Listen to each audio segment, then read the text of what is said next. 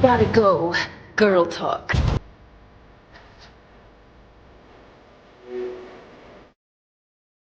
Boom! Hard in.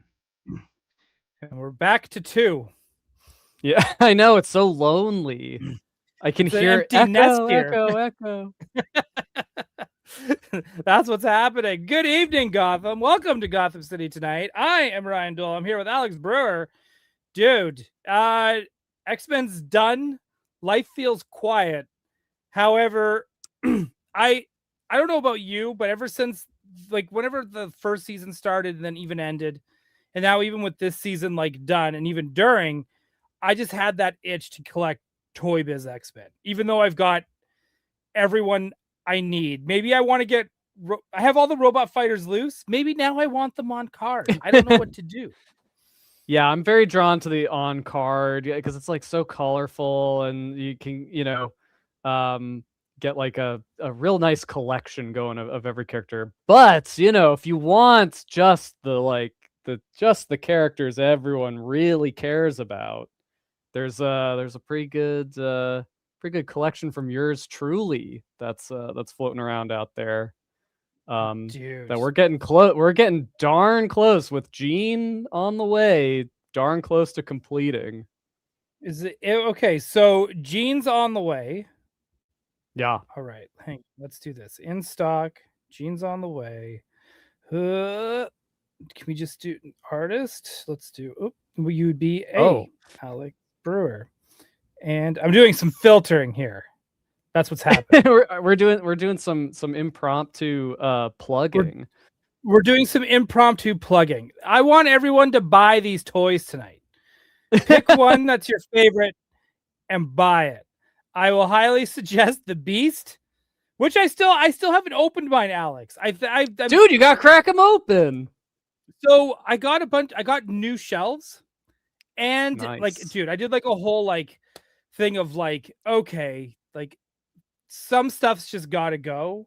And then I realized that the reason why I've got so much clutter is that I've got nowhere to put it. So I just went through and just started sorting, and I looked at what I had, and then I realized how many figures that are smaller in these giant boxes. And you I mean like mint on card? Or mint on card, or even Beast. I still haven't opened up my real Ghostbusters. Oh, right? Because I was I don't yeah. know where I'm gonna put them, and all this stuff is in giant boxes. Yeah. And so I was like, you know what? If I take them out of the box, it'll be a fraction of the size taking up space. Then I started looking around at okay, if I get a set of shelves like this and like this, I can move this here. I can put this here. I can get rid of this that I'm no longer using. I went through, I donated, because I was okay, I used to sew my own costumes and make them all the time.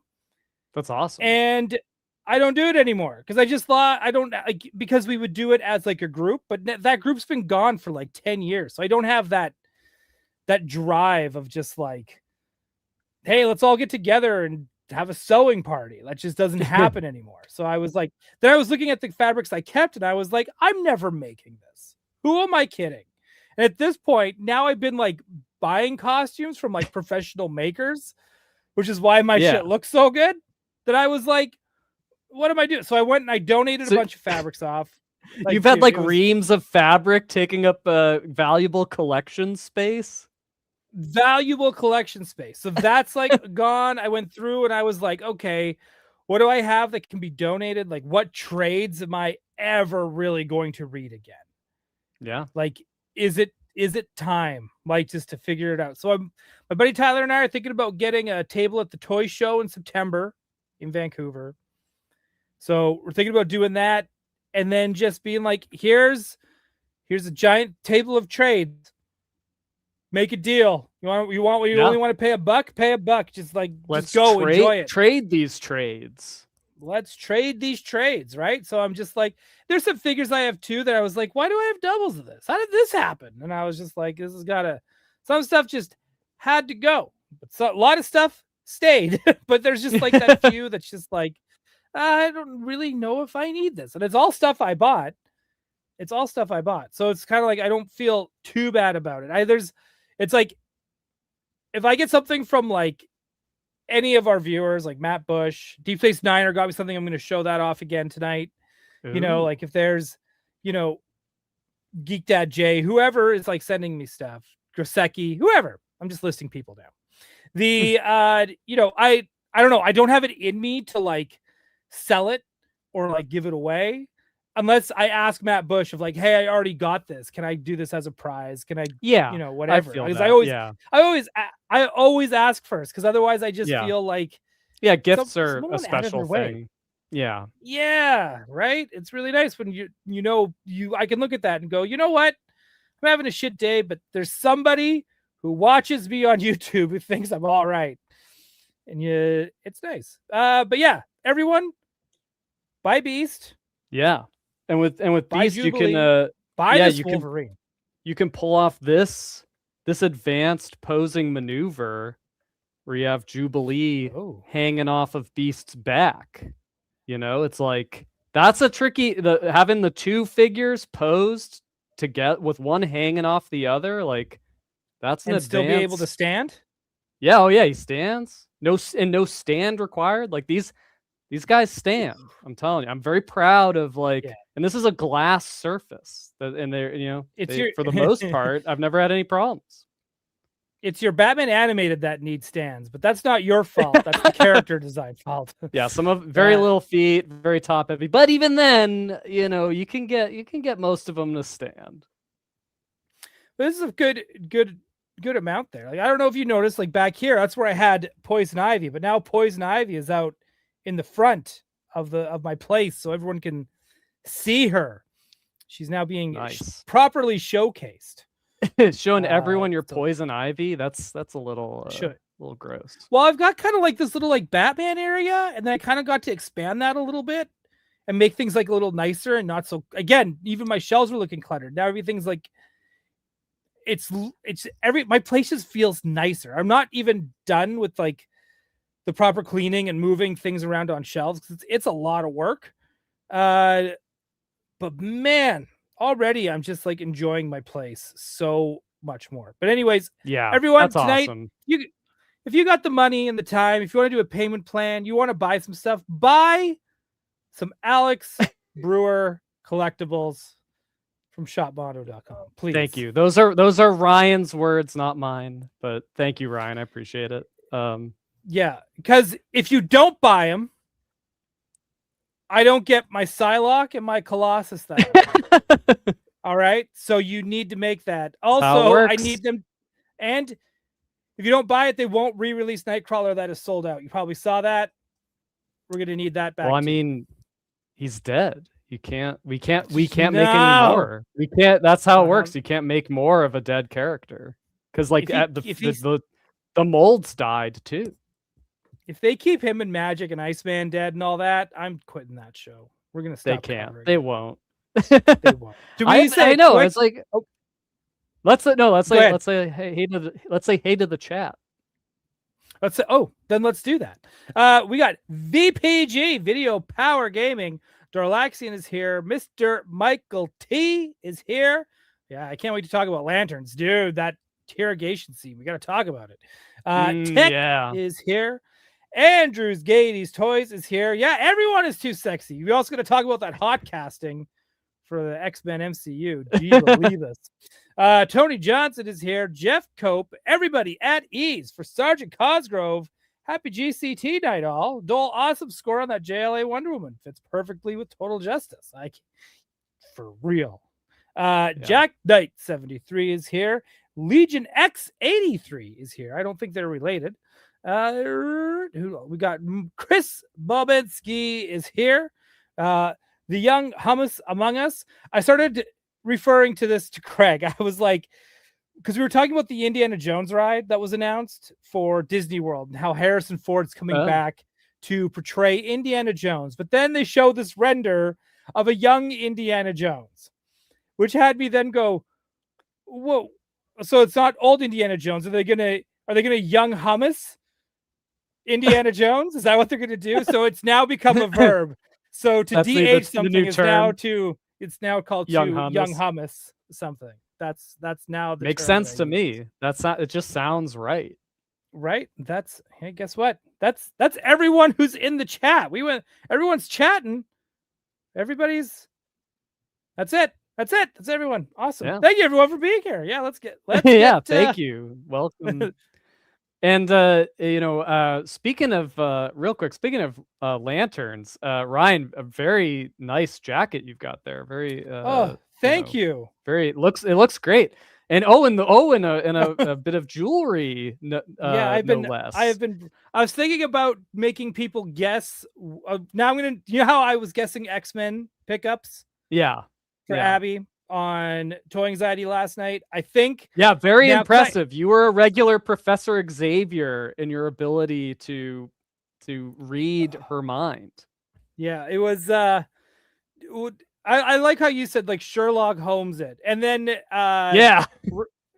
Trevor Zamet from NECA, his wife said that it's like that is why you're the main character of Toy Anxiety, stuff like that. Like being able to do that. That's how I was like. Well, you have to make it a segment because it's too fun. If that could be your guys Stump John. Oh my god, that would be bonkers. But it was like, again, it came down to just knowing Abby, who she was with, and already kind of having an idea of who she liked. So that kind of like, it helps. It helps to know the toy line. It helps to know the people. Even then, Sauron was an impressive pull, like right out the gate. That was some Sherlock Holmes shit. To be real, though, I was very much teetering between Sauron and Mr. Sinister, because we'll get into the X-Men casting, but they they're bringing in Mr. Sinister. Plus, he was in the animated series, and I was like, okay, her jam is the cartoon. She's getting into the comics. Okay, I saw it in my brain. I was kind of going like, oh, could be Sinister. Right. And I was like, yeah, it's not Magneto, because I don't think that figure on the purple card looks really good. There's better Magnetos. There's, there's better Juggernauts. So I was just going through the toy line. So it helps to know the toy line, but it helps if you don't know the toy line and don't know the person, you're screwed. You'll never get it. Yeah. Right. I think I could do it with you. I think if you went and randomly bought 2 X-Men, just based on your preferences, but you can't, if you start throwing things out like, oh, I got Strong Guy, I think I would be like, yeah, I won't try. No. I won't try to throw you. Although I will say, where I live, it's like, there are not a lot of options. Yeah, so dude, it will be whatever I come across. Dude, same here. But yes, where I was going with this, I digest. I have all the rings. These are the ones that came out at the comic shop during Blackest Night. Oh, yeah. So I have all the rings. So now, before I raise my hand when the series is done, I'm going to let you in the chat guess which color I'm wearing that day. I mean, it'll get easier Red. as it goes. Yeah. No, I'm wearing green. I mean, we'll get into it, but I wonder how you got that ring, Ryan. Well, what?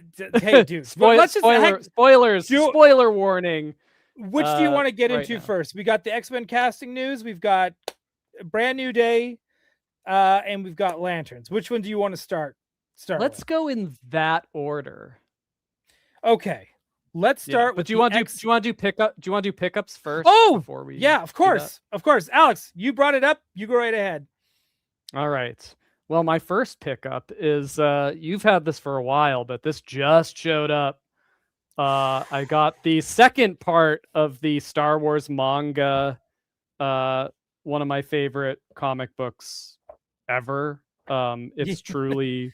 It might be the best adaptation ever made. It's the best. It may be the best Star Wars thing made. Oh wow! Look at this. Look at this Vader. Best. Yep. This art. He does the best Darth Vader drawings. Look at this Obi-Wan. Look at the attention to his like hand placement. Like it's Yep. like very like Kurosawa samurai. Like, and then yeah, I mean that the lightsaber duel between Obi-Wan and Vader in this it is perfection. It is absolute like It's and multiple I pages. real It's not. It's, yeah, it's so many pages. Yeah, sorry, I thought I had a good image to show, but they're all great. I can't possibly choose. they're all great, but it's like you have to. I think you can. I don't know. I think it's out of print. Like Here, the this yeah. Oh, dude, that's like one of my favorite that shot. shots. It's so good. And yeah, go ahead. yeah, and well, just real quick, I'm going to my personal opinion of what makes a good lightsaber duel, because I know people like to toss out, what they think, the best lightsaber duels that they think exist. I think it's when there is a real contrast between the duelists. And so here you've got elderly Obi-Wan versus like pretty much like ageless Darth Vader, right? Like he's like Darth Vader's like pretty much like the Grim Reaper. Like he's just this like machine who will never age. And He's a tank. you have and you have pure good and you have pure evil. But there is like it's an older man versus a cyborg, and like that's interesting. Luke Skywalker, like in Empire Strikes Back, like a young kid who doesn't even know what he's doing, going up against one of the most powerful and skilled Jedi fighters in the galaxy, whoever. So it's like that to me is what makes for a great lightsaber duels, when the sides are mismatched, but they're still like worthy of fighting each other. Anyway, I think that's my biggest disappointment out of was it Mandalorian? I'm trying to remember which. It's crazy how the shows intertwine now, where I can't remember which one was which.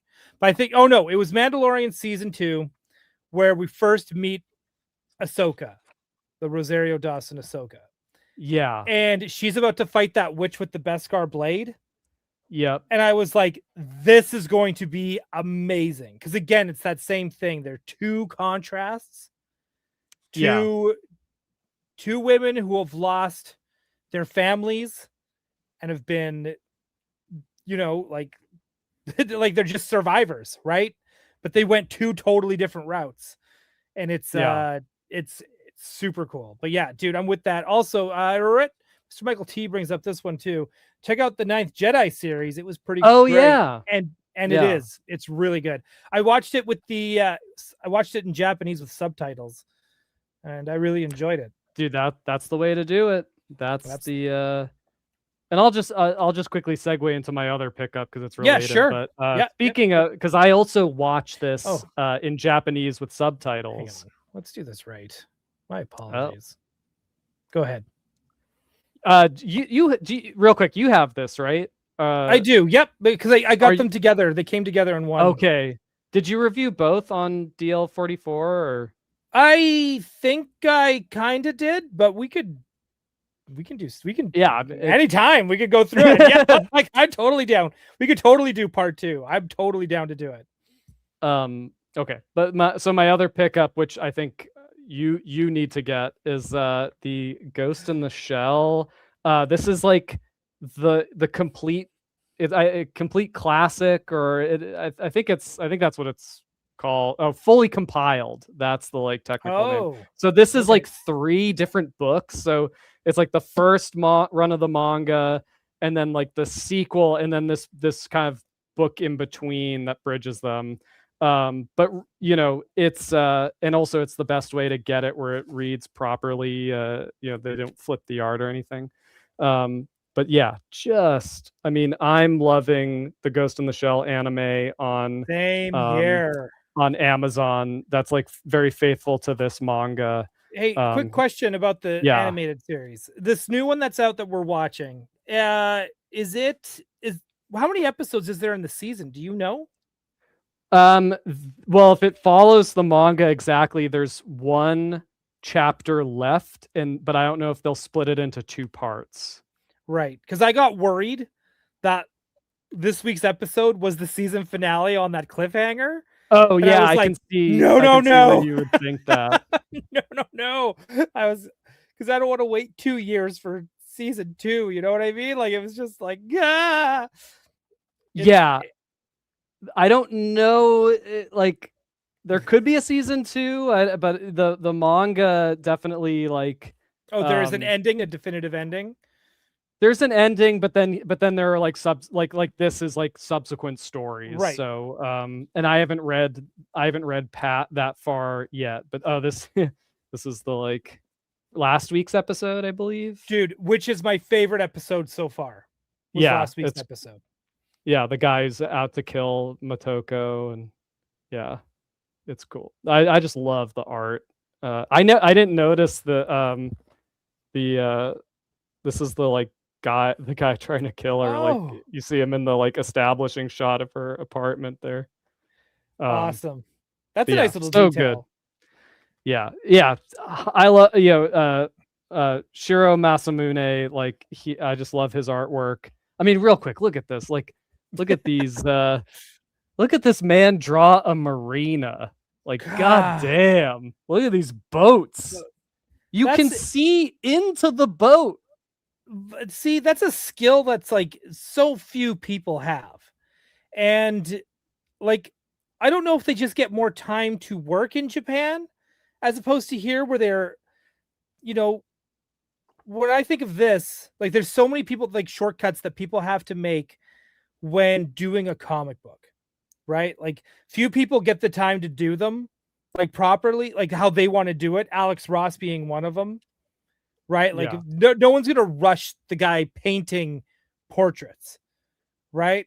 And then you take a look at like I'll give him a shout out. I'll give him a shout out every week if I want to. Like Dan Schoening, you take a look at like his backgrounds, and how detailed they are. Like it's just George Perez is another one that comes to mind, right? Oh, where it like, dude, this is insane.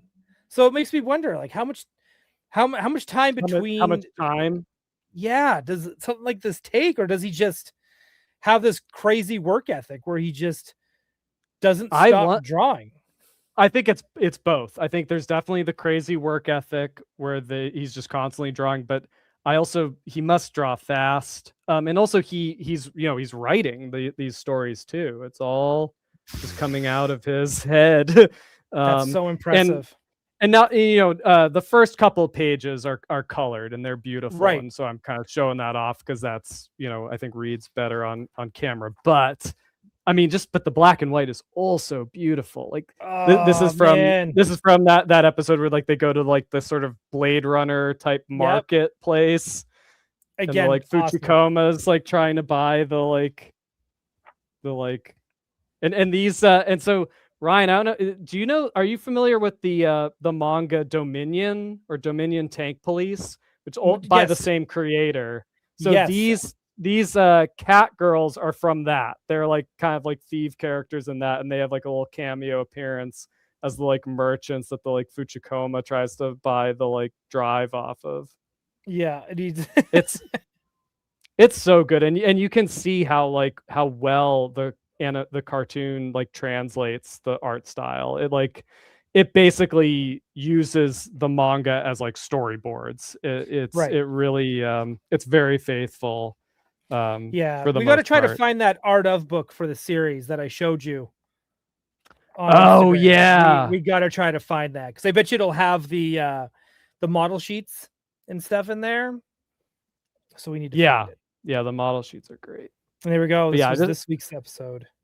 I just love the way he constructs this was like 2 weeks ago. This is like that like weird headless body that tries to attack her. Like but yeah, I also just love the way he like constructs the head and the nose and stuff. Like it's like very stylized, but there's great structure to it all. Like right. Great stuff. Jack Knight, for detailed, amazing art, have you tried Black Sad, which is about the detective? Yeah. Dark Horse is bringing them over from France. Yeah, but again, like European comics, Black Sad, that would be the one, dude. So good. It is Yeah, dude. There's something about European comics too, and like I feel like sometimes us in North America, we're the ones that like run these artists to the ground where they have to do a quarter, of their what they can actually do. Yeah. Oh Like yeah. that's what it feels like. Yeah. No, it's Also, yeah. our artists get paid a lot less to do comics than European comics. Yeah. No, it's I mean I'm sure it's like it's probably hard no matter what, but yeah, we make it very hard in North America. Well, wait, well, what is that? Yeah, no, I love black yeah, this was a my friend Billy commissioned this black sad and my friend Corey printed and painted one for both of us. Like Corey, like used to be on Casting Cave, yeah. Yeah. Okay. Magic Hands Tugboat, as he is referred to often on Dave Wheeler's right. Dave Wonder's stream. That's funny. But yeah, so there, I love, Black Sad is awesome. Like, yeah, we should do an episode about it at some point. I am waiting for that to be on streaming as like a series. Yes, it should be. It's funny because like I feel like Zootopia is like the kid friendly version of that. Yes, they kind of ripped them off, honestly. But like, they did. Yeah, I like Zootopia. We can have both. Does Disney have ever had their own idea? No. All right, let's quickly just go through mine. Mine are pretty quick. Because I showed these off yesterday. These were from Deep Space Niner. He sent these over. This is my first time getting this Wonder Woman, even finding this Wonder Woman, and then having it showing up at my doorstep. So it was. I am so excited. Please let me know in the chat if you want me to do an unboxing. Like if you want me to jump on live next weekend and we can unbox these. Maybe I'll unbox my Mondo Beast finally then as well. I can do all of those. We'll do some X-Men, some Justice League. So now, dude, I think I only have the Flash, Hawkman, and Aquaman left to get. They should be pretty easy and pretty inexpensive to get. Yeah. I mean, there's Aquaman, you see him everywhere. Everywhere, which is why I always like walk by it, right? Because it's like, oh, I'll get him next time. I do that all the time, and I'm sure we all do. Right. So, but I'm stoked for this Wonder Woman. I'm very, very excited. I was getting nostalgic a couple weekends ago, Alex, and I picked up a magazine that I used to have. I could never find it. It had so much cool stuff in it.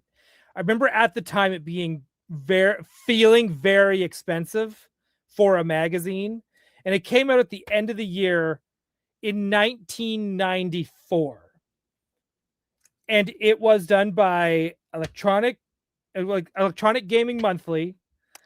So it's an extra thick year-end one of the 1995 video game buyer's guide. Oh wow! And I don't know if you've ever seen these or even heard of it. This would have been like just as I was getting into video games, I think. Dude, right? Yeah, oh fuck that Clay Fighters ad. Clay Fighters ad. So they go through and they do like their own like awards of like what was the best. Dude, Donkey Kong Country. Donkey Kong Country is like what a special time. That was like because I was like, this was before we had like polygon 3D games, so that was like mind-blowingly 3D. Like and on top of that too, like because this is the golden time of Super Nintendo. You've unlocked a memory for young hummus right here. Nice. Oh, hang on. And we should acknowledge this as well. Luis Ballesteros with the 49 pesos. Dole, you got Superpowers Batgirl or Supergirl? I did. She's already up there with my Superman. So you can't even see. It's where it clocks off. Right. Hang on. Right above my Clone Trooper shelf. Hang on. Right above that, I've got all my Superman stuff from like the Kenner Man of Steel line and my superpowers figures. That's all there. And then beside it is all like just Batman. I from like that. I Kenner, like that you're just- pointing to stuff off screen. I am. I'm just like I'm giving people an idea of like where I keep these things. That's all. The head sculpt on that Superpower Supergirl is awesome. Like Right? yeah, well done on this. But dude, nice Space Ace Yeah. ad. Here's the crazy thing. This is where I was like, I had like also this. Look how many consoles were available at this time. Crazy. Right? Like this is bonkers to me. There's nothing more nostalgic than looking at like an old video game magazine because it's like because there's also more like pages. because you see games that like never came out where you're like, oh, I remember like reading it, and then it just never happened. Just Or you'll never see like happened. screenshots of like an earlier version of the game that we got. Like Yeah. I remember like seeing very early versions of the Zelda Ocarina of Time where Link had the brown long sleeve shirt and like everything looked different. Yeah. Oh, dude, look at this. They rank every video game that came out that year. Oh my god. So Aladdin from Super Nintendo got an 8, One of the 8, one of the 9, hardest. 8. Yeah. What? You think it's a hard game? Isn't that known to be like one of the hardest games? No, I think you're thinking The Lion King. The Lion King was like okay. impossible. They're Aladdin was fun. beautifully animated, right? Like the sprite work. Because it was Sega Saturn or Yeah, and Sega Yeah. Genesis had the one where you had the sword. You just did parkour in Super Nintendo, but a whole guidebook, finishing guide for Mortal Kombat 2. Wow. So you get to learn how to do all your fatalities and friendships. So multiple pages on that. Some beautiful Super Street Fighter 2 artwork Oh my god. in here. It gets better. So it's like, yeah, because it keeps going. We just get all this stuff, breaking down characters. We got one for Virtua Fighter, which I thought was boring. But then we get all this beautiful art for Darkstalkers. Oh, So dude. you get all the character breakdowns in this as well. Dude, that's sick. It's so good. It's so good. So you get the Mortal Kombat, yeah, like multiple pages of Darkstalkers. Then we get Primal Rage. Damn, what a good year. 95? 95. I get that. That was the thing too, where I was like, oh, here's all your maps and guides for Donkey Kong Country is in this. So you get lost. Yeah, this is look at this. no internet. I mean, no internet for this stuff, really. No internet. Wow, but look at that. look at This was a more elegant magazine for a more civilized age. Yeah, dude, it was so cool. They got all the stuff. Mega Man X is in here, breakdowns, levels and bosses. This is also, hang on, let's see if they got it. Super Metroid. Nice. So all the maps on like where everything is hidden. That's tough. That's got to be tough. The maps that's on gotta any be kind of tough. Metroidvania. Super Return of the Jedi. They're previewing it because it hasn't come out yet. Oh, that's so cool. Which is, Dude, like, those Star so Wars good. games. Yeah, I only Bubsy played the 2, first one. Move on. Sonic and Knuckles. Nice. Right? It's, man, what a time. Yeah, come on. Look at that. Nice. Like, Yeah. these are posters, right? This is, Like, it's just- and the only way to get unstuck. and the only way to get unstuck. Your video game was broken if you couldn't get past a part and you didn't have one of these magazines. Dude, yeah, you pick up the wrong month. You don't have, Yeah. that's it. You don't have all your stuff. Earthworm Jim, Nice. right? Like, man, what this is what I mean by like this was the best time for Super Nintendo. Like it's so good. Yeah. King of Fighters, Madden, who cares about Madden? Do you remember this? Okay, then we're gonna move on. 3DO had a Jurassic Park game where you played the Velociraptor. Oh, I've heard of this. That's cool. That right? was a smart move. That was a smart move. I think so too. Alien vs Predator. All right, I think that's it. Wario Land for Game Boy. But yeah, there it is. That's They should have done a Alien versus Predator game where you play as the Velociraptor from Jurassic Park. Dude, 100%. Dude, 100%. I would love that. That'd be awesome. All right, let's get into the news. Took us 35 minutes, but we got there. And then we will talk about these shows. Let's do this. Hang on. What am I doing? Share this tab instead. Whoop.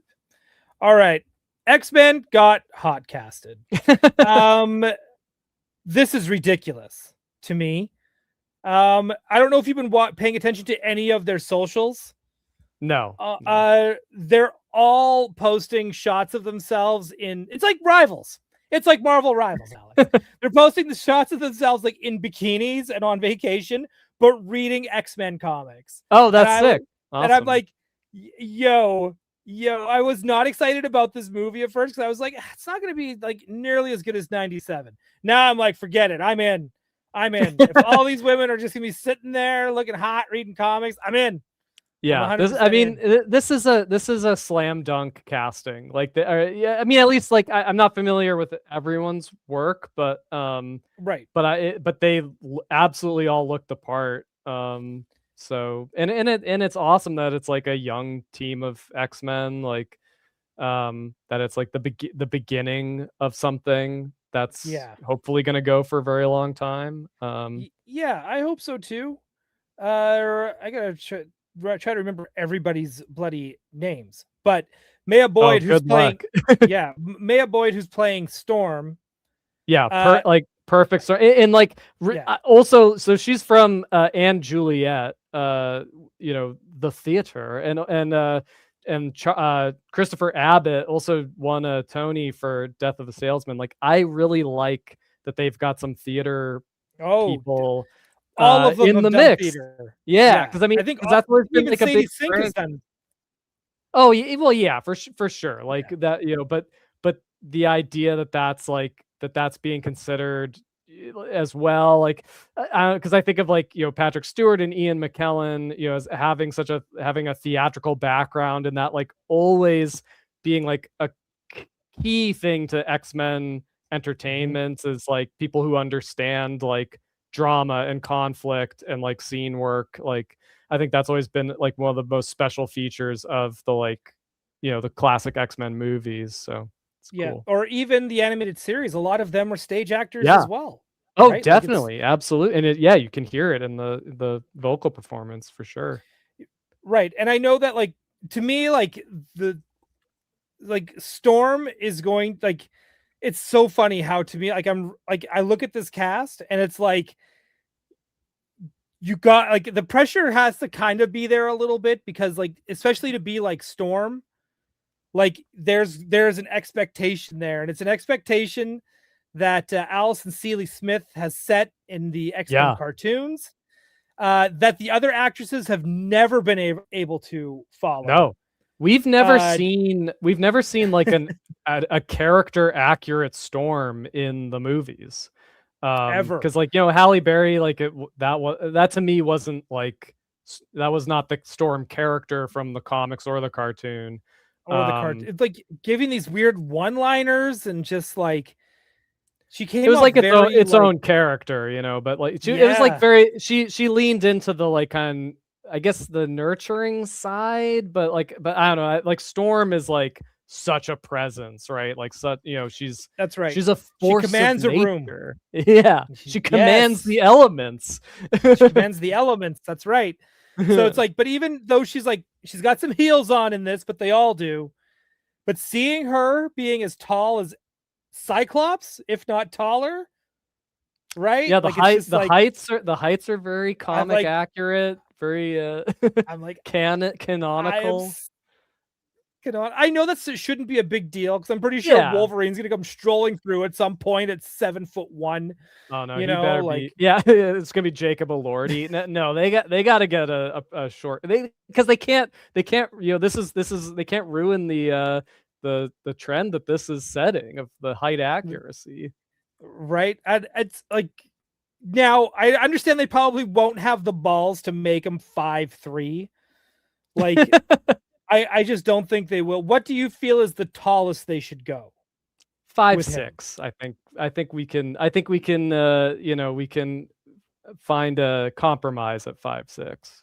Yeah, I was like 5'6", 5'9", like maybe like 5'9", like the tall, like Yeah, where like you could still get a lot, like because when you think about like they kind of they casted Mark Hamill and Carrie Fisher specifically because they were short, so that when you yeah. had Vader Because and Harrison Ford Chewbacca, seems really tall. Yeah. right, and then you got then you go even bigger, right, with Chewie and Darth Vader. So it's like, I'm kind of hoping This maybe they'll just And go this ahead. is why I think it's kind of important for Wolverine, because otherwise he's like, it's like too much, otherwise he's too powerful. There's too much like emphasis on him as like the most popular X-Man character. Like, Mhm. he's like too good at what he does. Like you have to give him something that where it's like, he can't be also like taller than Cyclops, right? Like Right. you gotta, there's gotta be some balance there.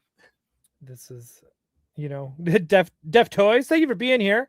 I thought Halle Berry was great. Showing my age though. Yeah, it's sometimes you get nostalgic for that stuff. So that's totally cool. Young It's more Hummus, that she wasn't the character. Like, and so I don't know if that was her, if it just wasn't on right. the page. I mean, they were, now we're used to having so many different superhero characters in one movie, but at that time it was like, they had their focus on, a core part of the cast, and then there were people who were just kind of along for the ride, and Storm unfortunately like was relegated to that. So Yeah, it's true.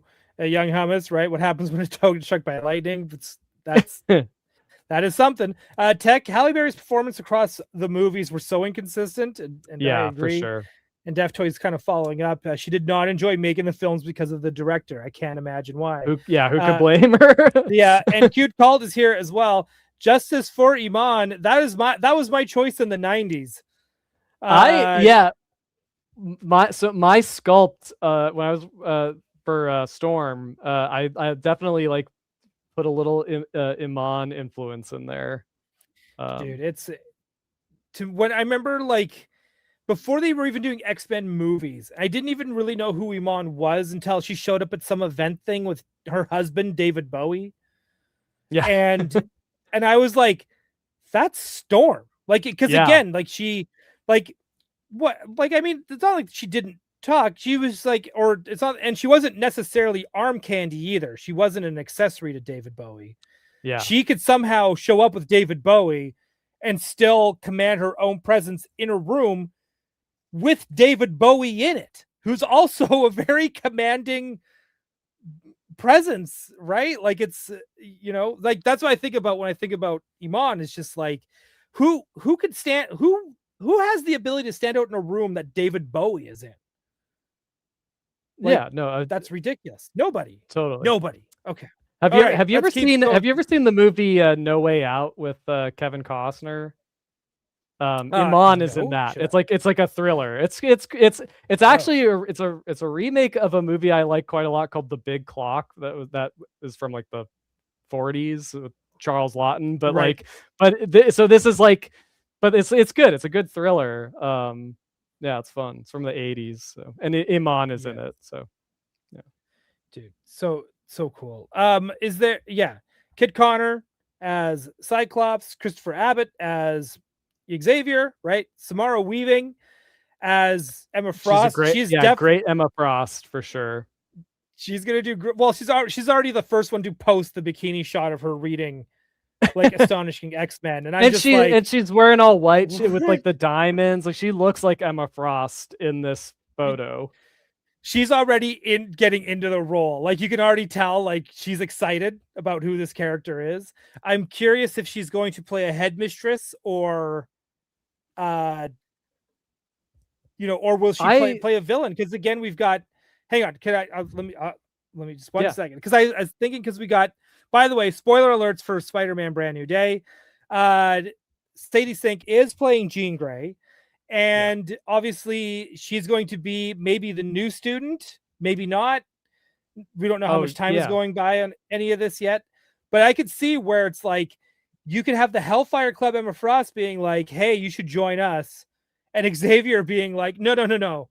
Join me. My school is better. That is a fetish night disguised as, as a hierarchy. Maybe, I mean, come hang with us. There's, I mean, I don't remember. I think maybe it was the Ultimate X-Men line where Xavier and Emma Frost were like partners initially, because they're like, and I like this where it's like they seem like they're going to be like contemporaries of each other, like two mutant educators, and I do like that component of Emma Frost, because like, yes, she's like sexy and glamorous and like kind of a baddie, but she's also a teacher first and foremost. And so, but like, yeah, but I mean, she is like a good counterpoint to Xavier, trying to do the same thing, and yeah, I think that could be a refreshing alternative to the typical Magneto Xavier dynamic, which I know they'll do that eventually, but we've seen it a lot. So like, this is like a fresh, like you say, like she could be offering like an alternative school option, or maybe Xavier hasn't decided to be an educator yet in this world, and Emma Frost is already there, and he kind of has to like come around to that. I don't. Real quick, I just want to say, like, we'll talk about Spider-Man Brand New Day, but I fucking love already how they're introducing X-Men and mutants. I loved the characterization of Jean Grey, and I part of what I loved about it is the trauma, the darkness, the anger, and I can see this new cast, this new team of X-Men being like very much like on the edge between like whether or not they're gonna follow Xavier or follow more in Magneto's footsteps. We live in a time now where it's like increasingly harder to disagree with Magneto, right? Like, and so the idea of like these young people like really being torn between those two options, and like, certainly I think Jean Grey, the way she's portrayed in Spider-Man Brand New Day, could go either way, and that's interesting to me. And I also like how that movie kind of set up what could be Homo sapiens hating or fearing Homo superiors, right? Like, it's just the movie sets that up really well. You see what she does. She is so powerful immediately. Even as a kid, she is immediately like Phoenix level. Stop. Several blocks and half of Manhattan is just frozen. Like, that is immense power, and that is going to have serious ramifications. So and also to your point, whether or not she'll be like the new student, I could see them all being new students, because like mutants seem to be a new thing to the MCU. Like, it's Spider-Man, just like he's mutating. Like, it's clearly something that I don't think they've had yet, and now there is this like new evolution of human beings, and it's awesome. Dude, it's so good. And also, like, I would hate to be a teenager and having Emma Frost, who can read your mind, as your teacher. Like, I would hit, like, dude, I'd be sweating. I'd be sweating every day. You couldn't think. You'd be screwed. Oh man, expelled. Can I see you in the office? No, not like that. No. Like, it would just be brutal. It would be awful. And also we've got I'm hoping I say her name correct. Indy Navarrete. That's how I've heard it said. Right. So it's she's playing Rogue. I'm down. Like, yeah, I have not seen Obsession. I know it's on my to-do list. I just saw Spider-Man. Like, I'm working my way through the movies. So I have to check out Obsession, because otherwise I'm not familiar with her work. Well, it's not even just so much being familiar with it. It's the, like, you could totally add volume to that hair. And I think that's probably the most important thing. Yeah, you can't. Yeah, you right? can't picture it otherwise. I will say so. On the subject of hair, the actor that they've cast as Cyclops, most of Yes. the pictures that I've seen of him, he has the perfect Cyclops hair. His Oh, hair dude. is just naturally the way the hair is drawn in the comics. And you know, it's in Sadie Sink too. Like obviously, like you know, Jean Grey hair. I think like it seems like it is often the case that movies, like regardless of how much the actor's like natural look looks like the comic character, they always change it. Don't Yeah. change the Cyclops hair. Let him have however he's styling it in most of the photos of him. That's got to be the hair. just let it be him. Yeah, because and then- Sadie Sink, you know, the Jean Grey, like in Spider-Man: Brand New Day, like that was, you know, they should have just kind of let her do her own natural, her natural hairstyle. It was like I think a little closer to Jean Grey in the comics than what they went with for that movie. I know they were trying to, she was trying to look more moody, and that fit, but you know, going it's like, forward, that was also her way of being like, you like this skin?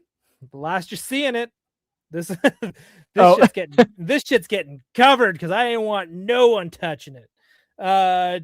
Yeah, so I'm excited about that. But here's was the weird part. So we got Adam Driver playing Mr. Sinister, but they didn't call him Mr. Sinister. Oh, They called him Nathaniel Milbury, his dorky human name. And so I was that's like, weird. and I was So it's like, not even Nathaniel Essex? right, yeah, Nathaniel Milbury. And What the hell? I know. So I was a little like, when they first announced it like that, I was like, did they say the name wrong? Because that because they're wrong. But then being like, are they gonna steer away and not call, are they gonna be too scared to call him Mr. Sinister? Oh, yes, I probably, because it's the goofiest fucking name. Like it Yeah, just there's I don't no care. way. There's no way to make that like make sense in a Whatever. world where you're trying to sell any level. Because you know, I one of the things I like about the way they're introducing X-Men, like especially through Spider-Man, is like that's the most grounded MCU movie. And Yes, the and the way main Jean Grey is character is named, depicted is like I'm sorry, but the main what, character's name is Spider-Man. Spider-Man. You're gonna tell me Mr. Well, Sinister? That's silly too. I don't care. well, that's what people call him. Yeah, maybe. I mean, yeah, maybe somebody will call him Mr. Sinister. Like, Well, I Mr. don't Sinister know. over here, you know, you could. Yeah, exactly. It'll be something like that. Yeah, Like, I'd be you're a fine if real it's just, sinister guy. hey, Mr. Sinister over here. I guess that's something Jubilee would say, but again, if they want to give it to someone and then it just sticks, and so they just keep calling him Mr. Sinister, I would totally be down. But it's just, You really want to hear him be like, they call me Mr. Sinister. yes, yes, absolutely. Adam Driver though is a perfect casting for that too. I think he's going to be great. Yeah. A lot I of can rumors going picture it. around. Yeah, a lot of rumors going around about Henry Cavill also being casted in X-Men, but not announced yet. Everyone's like, Magneto. Yeah, he'd be a great Magneto. Dude, if he plays Magneto, this is our Rogue. They can't hook up until Gambit shows up. Yeah. They Well, it's can't. true that, yeah, it's a little, because like I think, because I know there's like the Cavalrine that people have been wanting, but I feel like, you know, I don't Too big, like too tall. no, too old. Like if the X-Men cast is young, But Wolverine Wolverine's like has to be 100 years young old. too. I know, but like it's just you know, I think it would be better if he, you know, if it was all kind of like, so that they could, so like they get older together as the series goes on, right? Like, right, yeah, I get that, but I just, you know what I mean. and also I want the Jean Grey Cyclops Wolverine love triangle, you know, like that's true too. Okay, so here's another question I have for Rogue. Do we want her with short hair with the Brotherhood first? Oh, Because then she can fight Brie Larson, take her powers. Oh, and then take her interesting. flight jacket that she wears in the first movie. And she's Yeah. got the flight jacket, and she's like, takes her powers and goes, "Oh, nice jacket." Takes the jacket, boom. Come on, Yeah. come No, on, let's see it. yeah.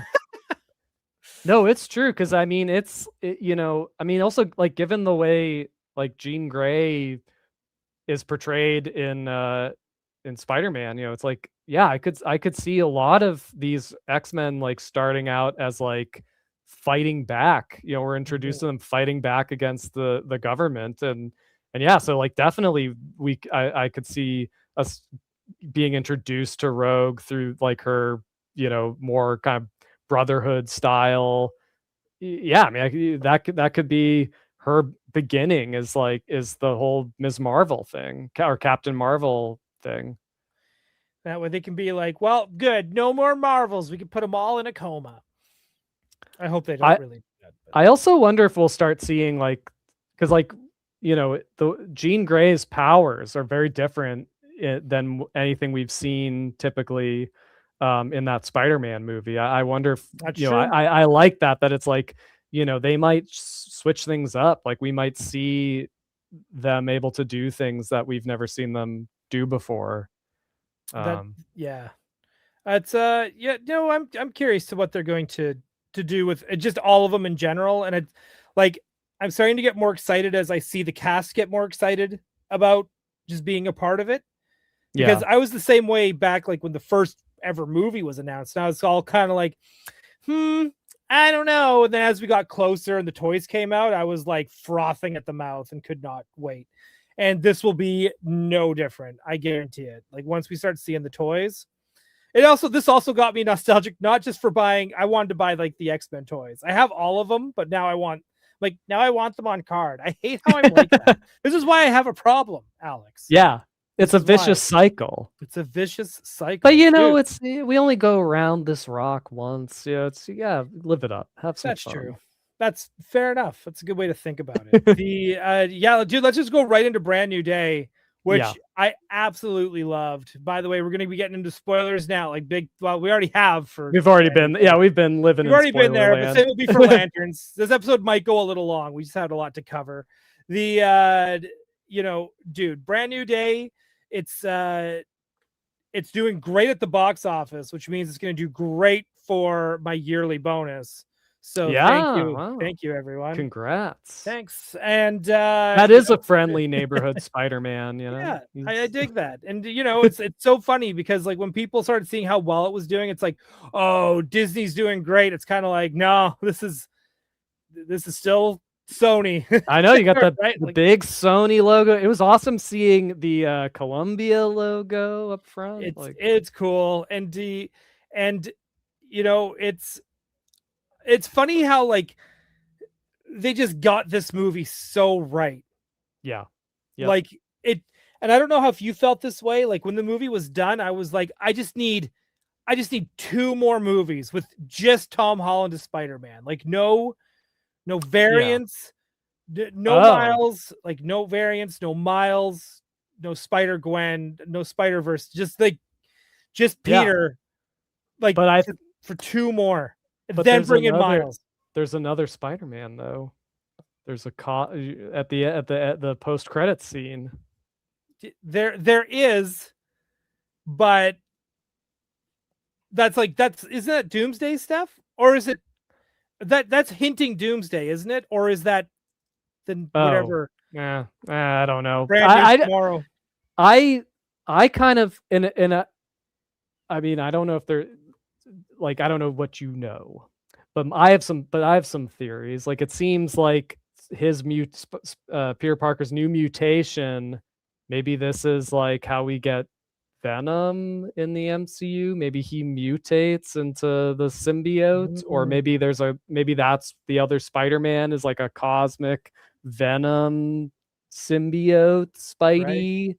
Right.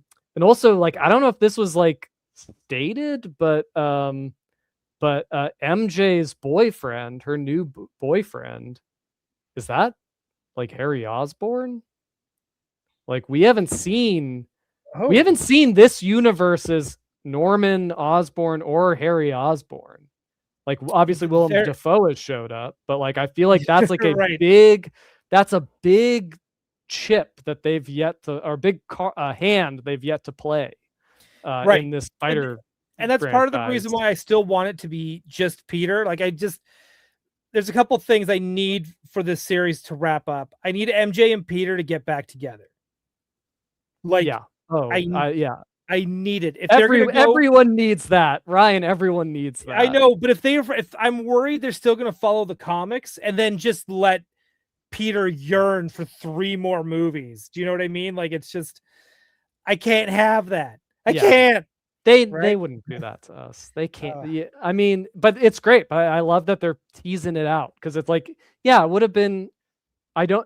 Just have them snap their fingers and kind of like undo what the last movie did. Like, no, let us exist in this new normal for a while. Yeah, just for a little bit. I agree. And I'm with you on that because I also like the idea of now MJ second guessing herself because she read that note. And now she knows the truth. And now she's going to probably see a lot more of Peter through hanging out with Ned. Right? And I like how Peter and Ned were hanging out. And it just felt like Ned couldn't understand it, but it was just like they're just best friends. They've always known each other. And he knew the handshake, right? And it was like, okay, right? Like, so if you can do it with Ned, he can do it with MJ. Do you know what I mean? Like, it's, well, yeah, but also I just think that like they loved each other once, like it can happen again. You know, Totally. I don't think she'll ever remember him, but they will, you know, there's still hope. There's still a lot of hope for them. This is good. If it's meant to be. This is good. Why does that look? That W there is throwing me off. Roman W 405. I think Jean Grey undid the memory loss with Ned and MJ. But I don't know because she said she's like there's no recollection of you there in here. Yeah, so it's not there's nothing to undo. It's not like the memories are being locked away. They just don't exist anymore. Yeah, and I think that's the other thing too I really liked about this Peter, where he like went up front with her and said, "Hey, this happened."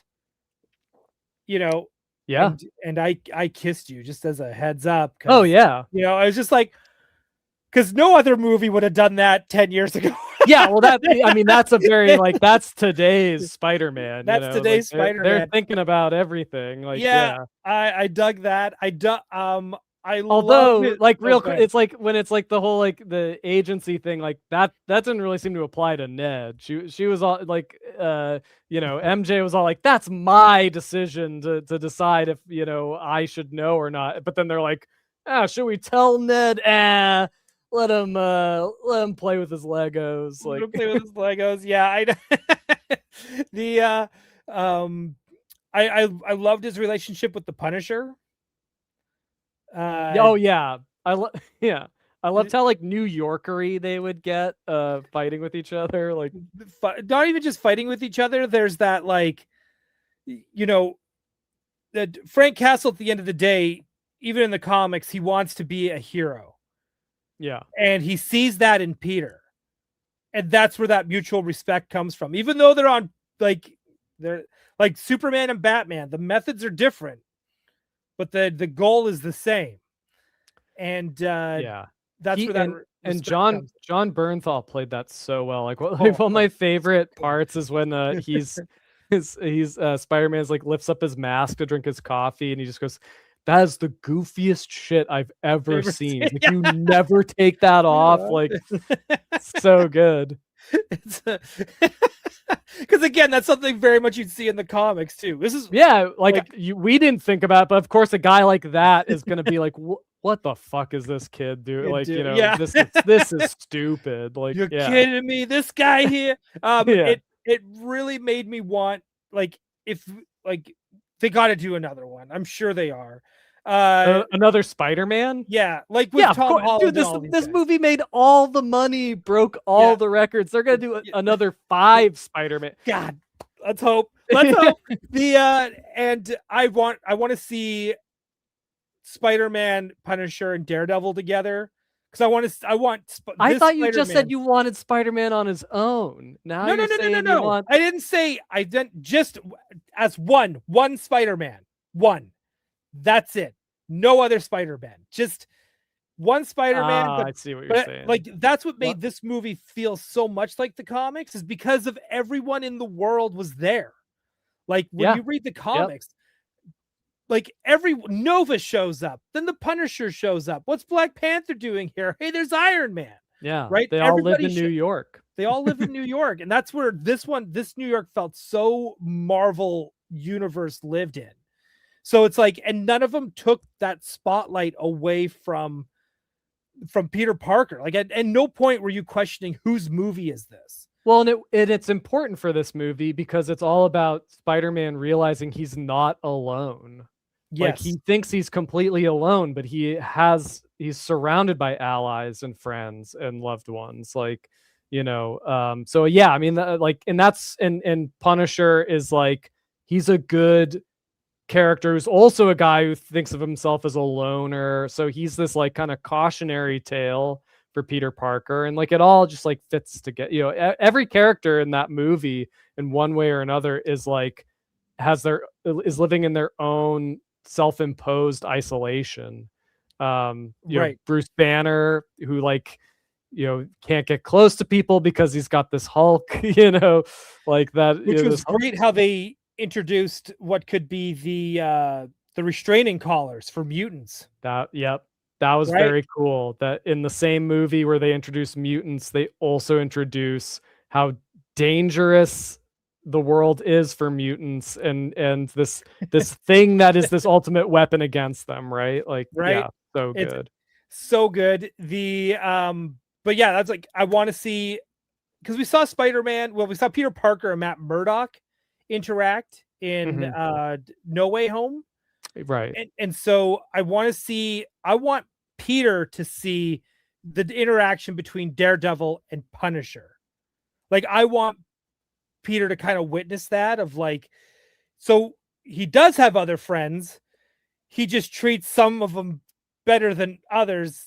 There's different levels of giving shit to someone that Frank Castle seems to have, and I think that's the thing that kind of bums me out about this universe not having Steve Rogers, is because I want to see this Frank Castle interact with Steve Rogers as well. Like, well, I mean, that's the thing, is like, I hope that Doomsday like kind of brings back, I mean, I know it probably won't. It's probably like more of like a clearing the decks even more for the next phase of Marvel. But yeah, it would be, I don't know, it would be cool to get to get some of that. Back. I would love to see some of that too. Where's War Machine been all this time? But anyways, that's a whole other question for another time.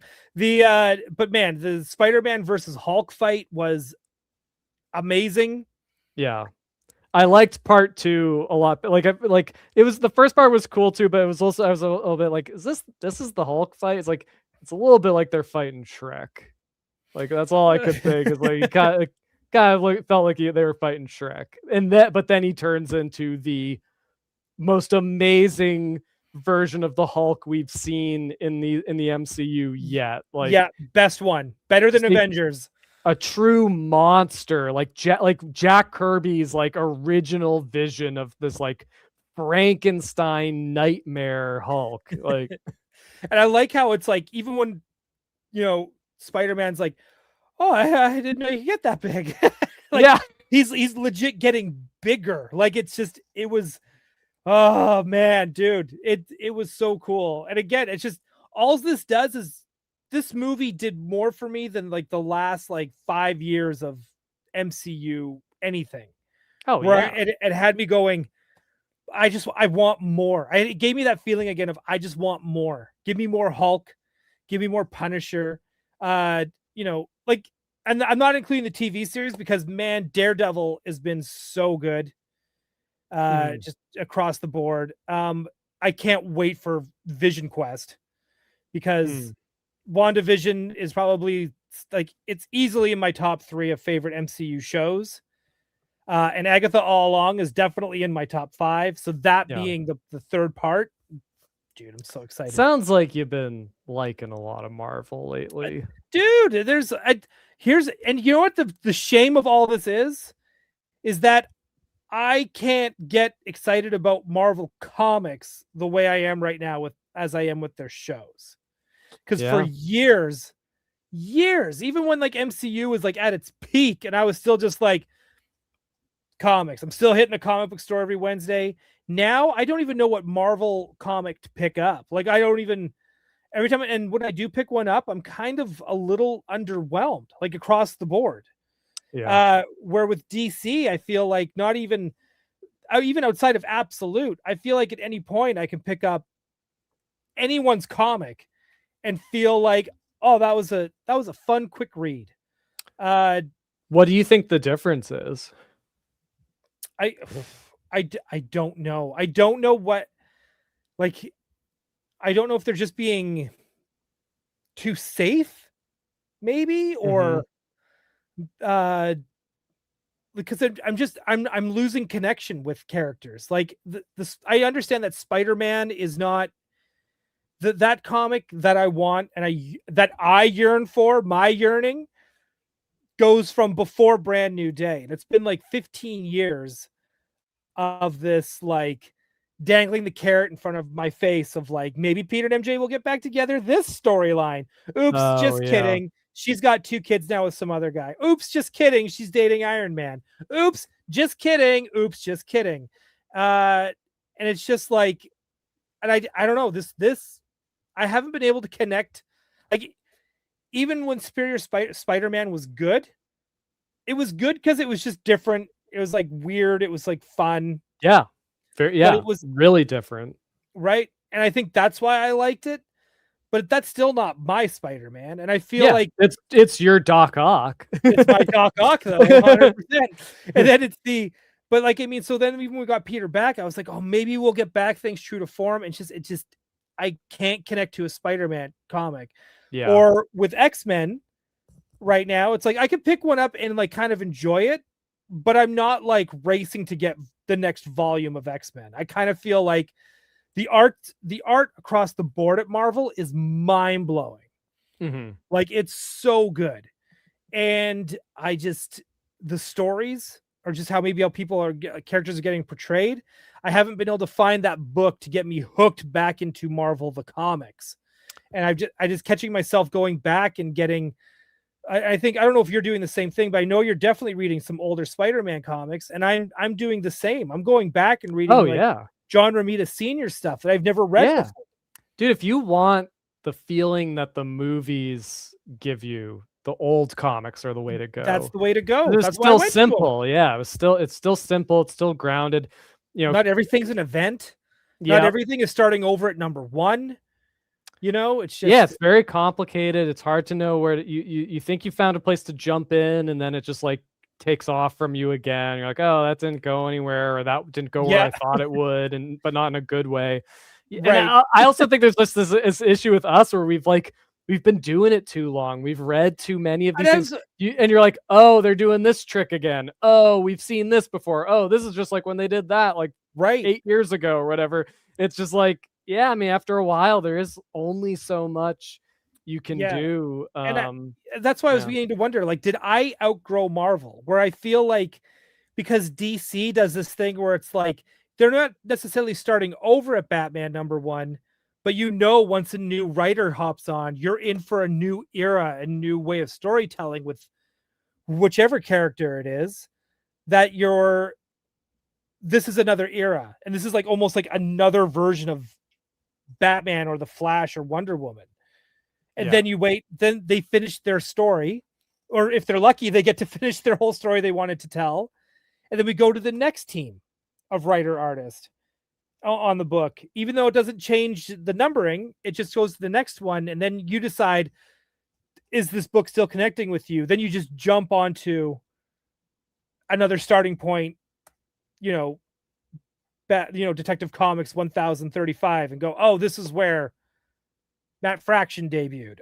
bang, I'll Yeah. start here, right? You Right. kind of know where to start and end with DC, but like you go to the book, you go to the comic book shop, you even want to go back and like, oh, I want to pick up the Avengers stuff I missed 5 years ago. Well, that's 5 volume 1s, 4 Right. volume 2s, It's so confusing. and it's just like, I don't know And where yeah, I'm and going. like you said, there's so many. It's become so event and crossover driven that Mhm. if you do go back to anything in the sort of like recent era of comics, it's like, oh, I gotta well, now they're talking about something I have no clue about. Oh, because that was like an Avengers tie-in that I have to like get to figure it. But Like, we had to deal with you that know, in the 90s too, but I felt like, but it to nowhere near the extent where it's like, because yeah, like in because the at 90s least, you could still be like, yeah, what was Jeff Loeb, what were the storylines he worked on, and you could like, or Mark Waid, but like now it's like, yeah, like you said, if it's, you know, Ed Brubaker, it's like, oh well, there's like 100 other like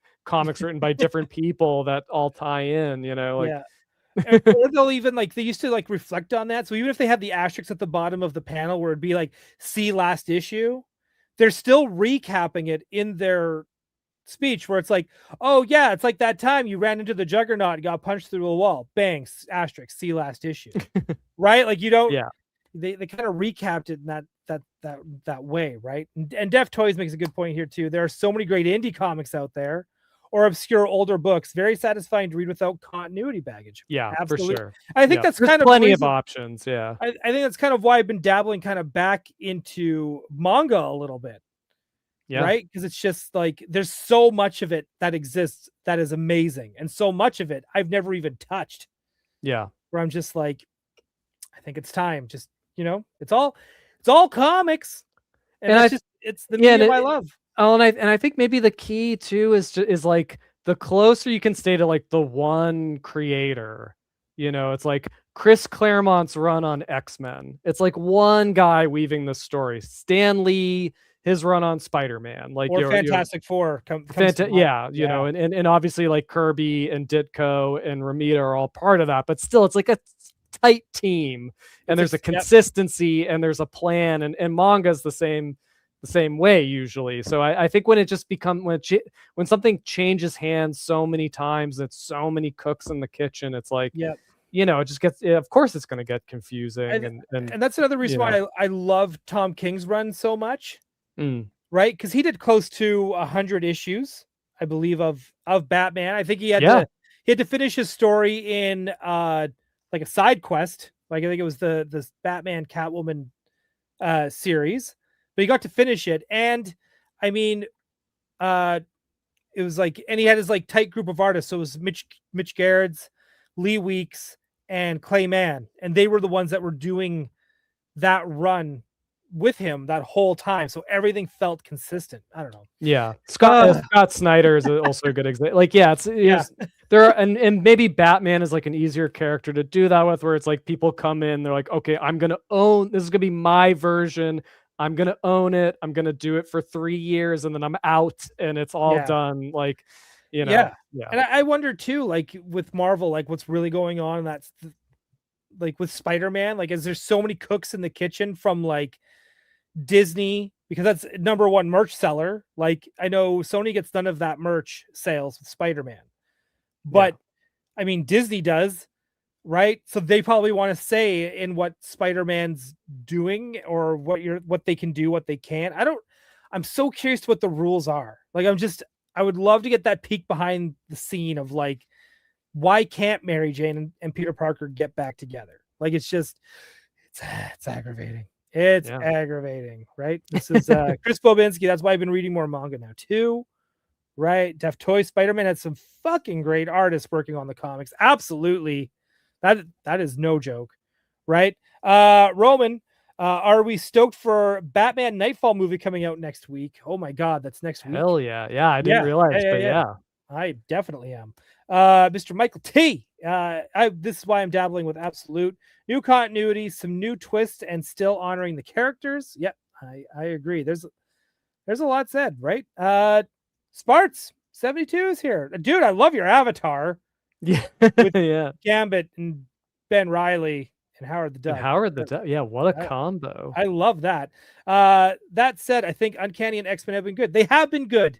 They're not bad comics. They're just not giving me that, like, they're not scratching that itch that I want them to, right? So it's cool. The dude, should we get into lanterns here for a little bit, or do we Yeah, got? I've got just one last thing to say Yes, about the absolutely. Spider-Man Brand Yeah, New Day. I really did love it. I love Jean Grey, her portrayal in it, as I stated. You know, as a Spider-Man movie, it was really fun. Like the intro, I love that intro. Like the music, I mean, it's like, you know, TV on the radio and like Tame Impala. Like, you Yep. know, I don't know if that's what people Tom Holland and Zendaya's age would be listening to, but certainly what I listened to and when I was their age, like, you know, but it was cool. It was cool. It was cool to see, it was a cool movie. I will throw out like, and I love the Jean Grey, like going from person to person gimmick. Like that was really cool and really well done. Did you watch the And rehearsals for that? Behind the scenes? No, I gotta check that out. Dude, it's so much fun watching the people do, like, because they're just all like in gym clothes. They're all like practicing of like doing their thing, and then boom, boom, like it's so cool. Some people really threw themselves into the like possessed moment. Yeah. Oh, and you see it in the rehearsals, like how, like, dude, it's so good. But I have to call out, if you were a fan of that stuff, I couldn't help but be reminded of the like Denzel Washington movie. I think it's called like The Fallen. Have you seen this movie? No. It's from like the 90s, and he's like a cop, and the criminal that he's investigating is like a demon that possesses people. And they do the scene where like Denzel Washington's like on the street and it's just possessing everyone walking by him, and they're like, and so it's like everyone's talking to him in this like continuous monologue, but it's all different people. Yeah, right. Mr. Michael T. You got Azazel versus a cop.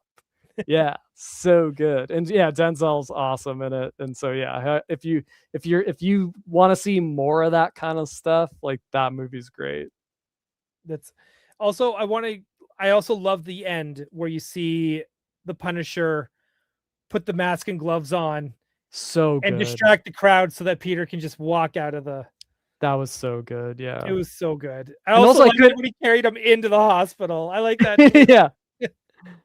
I also couldn't help but think like that's the most like that's of everything in those movies, that's probably what like Tom Holland can relate to the least, which is standing in a crowd of people who don't recognize him. Like, yeah, right. But I love that. It must have been so like every villain must have been like, should I just crash the hospital? I could just crash the hospital, right? Oh, good point. And also the fight with Scorpion, awesome. Yeah, it was great. Awesome. Scorpion looked so good. Man, he looks so good. It's okay. Before we go, one last question for you. Yeah. What villain that we haven't seen in this universe outside of Doc Ock and the Osborns would you like to see show up in these movies? I feel like Rhino hasn't been done justice. That was going to be my choice as well. Rhino and Black Cat were my. Oh yeah, Black Cat. But right? Yeah, Black Cat would be fun. Vulture. Like, oh no, we got Vulture. What am I fucking saying? Dude, we got like such a good Vulture too. He was so good. Sandman. Sandman, you could bring him back too. But dude, I think Rhino would be fun, and I think Black Cat, because now we've seen that they know how to do hot casting from X-Men. So I think, I'm so happy that not everyone's just going. I'm looking at a mirror when I say this. I'm so happy not everyone is sitting there going, "Get Sydney Sweeney to do it." Even though I still think she should play Power Girl at some point. I think that would be great. But man, it's like whoever they get as Black Cat, you got to remember, whoever it is, she's got to compete with Zendaya, who is like one of the most attractive women on the planet. So best of luck. Well, in that case, it would be kind of fun if it was like, if it was two Euphoria cast members. Oh my! Actually, you sell it to me like that. And yeah, I think you might have me. Cute Cult, this one's good too. Silver Sable. Yeah. Would be good. Mr. Michael T, Hobgoblin, Kingsley. Maybe the Rose. They You know, gotta give us he's so- another Green Goblin. They gotta Right. give us the Doc Ock and Green Goblin of this universe. right, Craven the Hunter. I got a feeling now Craven bombed so hard Yeah. that I don't think we're gonna get that. He's the new color green.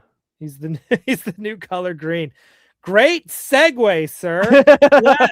Let's get into it. Lanterns. Oh, someone asked too. Hang on. I think it was Roman asking if we got into this. Roman's asking, did you guys already talk about Cape Crusader on Prime? We're going to do that next week. Yeah. I was going to do that this week, but I was like, he said he saw Spider-Man. We need to catch up on that one first. Yeah. Then we're going to do Cape Crusader. Yeah. Unfortunately, it's kind of out of the rotation of new news, but like, yeah, we'll get there. We'll get there. We should see if we can get the glowing ghost on with us because you saw his sculpt. Dude, yes. Oh my god, that good god. Yeah. I'll see if he wants to come That'd on. Be sick. Yeah, I messaged the Benson sisters to see if they wanted to come on. They looked at my message. They did not reply, so it's okay. They were like the writers on that series, so Wow. We'll see. I'll try one more time before I just be like, okay, just twice. I don't want to be a pest. But dude, yeah, lanterns. I wasn't sure what to expect on this show, but holy moly, I am 100% in. I know. Like, I don't know much about Green Lantern. I've never been that into it, but like this show has me hooked. It's so good. Whoever they got is Hal. What? Hang on. Let's look that up. Kyle Chandler. Chandler. Yeah, he's the best. He's the best Hal Jordan. Like he is Hal Jordan. I mean, again, like I know I just said I don't really know much about but the one thing I do know is that Hal Jordan is like he's the best when he's kind of that like the right stuff, kind of test pilot, like those just fearless astronaut types. And Kyle Chandler, and I've seen the movie The Right Stuff.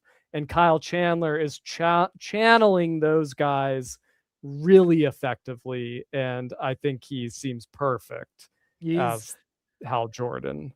He's so good, and it did kind of give me the like, we're doing this grounded shit again, where it was like, I don't wear the costume anymore, right? We got to see a shot of him in the costume from a news. Yeah, and he looked great. The costume looked great. He looked good. I missed the mask. I missed the domino mask. I'm not gonna lie. Yeah, but I do like the explanation because he's like it's like when you're a kid and you wear a tie because you want to impress people, but then you get to a certain age. It's like, do I really need to, put on the suit? Like that made sense to me. Like that.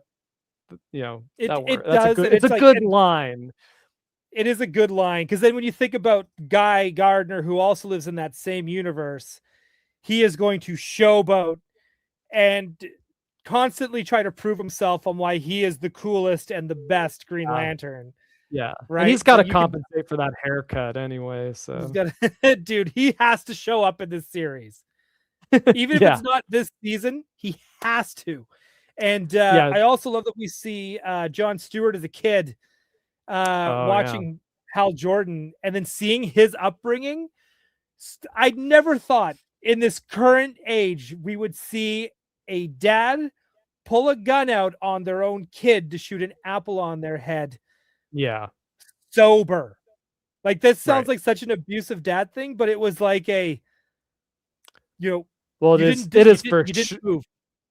It is for sure an abusive dad thing. Oh, it absolutely is. But you know what I mean? Like it's especially later when he's like, the secret is not to aim. Like, Jesus. Yeah. So, I mean, but that's interesting. It's like, this is a version. So yeah, John Stewart, it's the uptight military upbringing, but it's fucked up. Like there's like this guy has had a very complicated, and the fact that he's still like, is calling his dad, like his dad is a big factor in his life, despite being like psychotic. Like it's really interesting. It's intriguing where it's going to go. Yeah, dude, it's like just even them going like, again, I'm glad that this show is smaller budget because they really have to like focus on that story to make it good. Yeah. So I don't expect to see like Kilowog or a Guardian or anything like that. Like I don't expect to Yeah. see I don't know how much too it many doesn't. I don't crazy know how. constructs. Yeah. I don't know But how much of a Green Lantern-y show it's gonna be, but I do like that it's basically like Men in Black meets True Detective. And that's yes, awesome. Like that pitch alone is like I'm there for it, you know. yeah, it's the like that whole like small town, and like it again because you said you don't read a lot of Green Lanterns. Green No. Lanterns love to hook up with people, and they kind of did that a little bit in Justice League, where John Stewart hooks up with Hawk Girl, and then he's like, Yeah. "Well, now I'm hooking up with Vixen," right? Like they kind of play that up a little bit in Justice League, a lot more subtle and a lot more Yeah. family friendly. Where this one, it was like even he's like, "Wait, what? You hooked? It hasn't even been 24 hours, right?" He's like, "Nice," right? Like that's so Hal Jordan, and it's like, and also it's still so John Stewart that it's like this is amazing. Like this Yeah. is so funny. It's so It's good. it's a really that first episode was really well written. Like all the scenes, all the dialogue, like the character work, Yeah. like it just flies by. Actually, speaking of the scene where where you see Hal Jordan fly, incredible. Like that was just It so looks like good. again, just like it's where like the groundedness really works for that. Like that's how you do superheroes in TV. It's like you're not trying to be like the movies on a smaller budget. It's just like having moments like that where you're like, oh my god, yeah, that does feel like what flying would be like in a realistic scenario where you just like get up from a table and just like run and he's off. Like, yeah, it Yeah. was really good Leaving John Stewart and a with the great bill effect. and and to walk back. Like it Yeah. was really funny. The I loved the I want to know more. I guess we're obviously gonna be jumping back and forth through time in this, Right. Yeah. right? So I'm really curious, like even more curious now about the compound that was training to fight alien threats, Mm-hmm. right? Yep. Because it gave you that like it's funny when you go in there and you got all these guys with the guns at the gate and you go through and you see all these people training. Like when you see that in today's social political climate, you are thinking something completely different. Your brain, they're like they are looking to shoot a Democrat, not an alien. Oh And yeah, or yeah, right, or the double meaning or our meaning of alien. What does that or I mean? mean, Like so yep. and knowing that the show is showrun or created in part by Damon Lindelof, who did that Watchmen series. Like Oh, yep. Also very good.